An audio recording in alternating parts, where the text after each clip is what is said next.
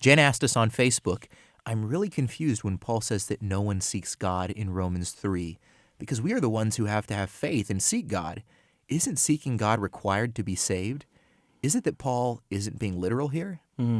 Thanks, Jen. Well, no, Paul is speaking literally. He adds, in fact, in the next verse, there is no one who does good.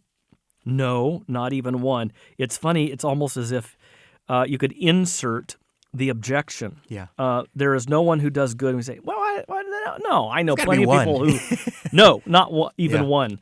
Now, of course, that doesn't make any sense to us. We see people, even non-Christians, doing good things all the time.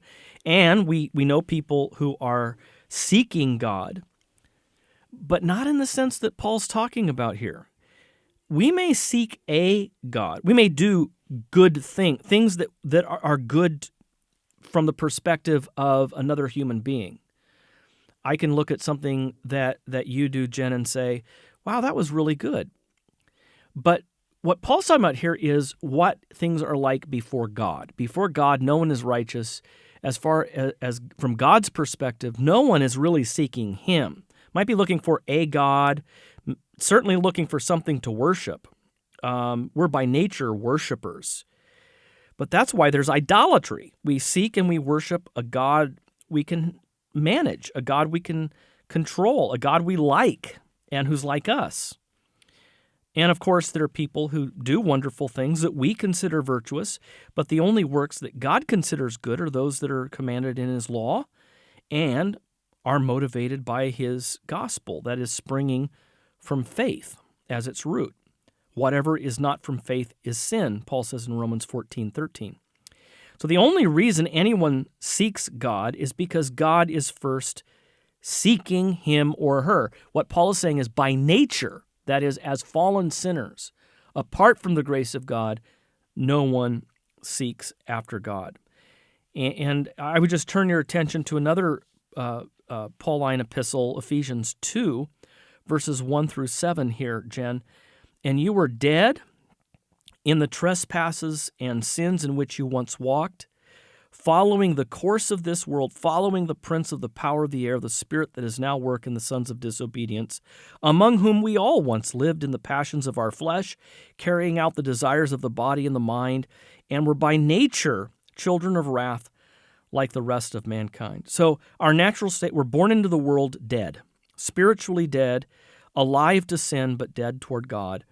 But God, verse 4, but God, I love that. But God, here's the way things are with you.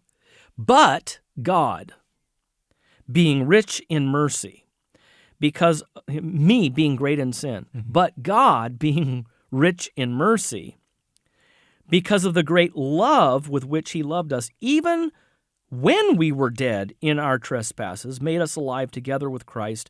By grace you have been saved. And he raised us up with him and seated us with him in heavenly places in Christ Jesus, so that in the coming ages he might show the immeasurable riches of his grace in kindness toward us in Christ Jesus. While we were dead, Jen, while you were dead, he made you alive. Yeah. How did you contribute to this? What did you can contribute to death. That's your part. That's my part. We were dead, and he made us alive even while we were dead. So he sought us.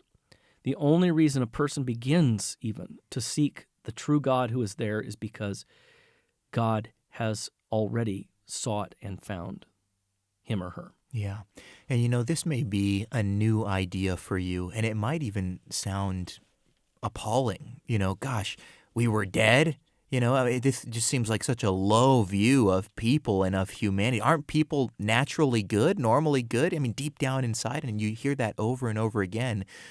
But what this highlights and why we have to cling to this is it highlights the beauty and the majesty of God's grace.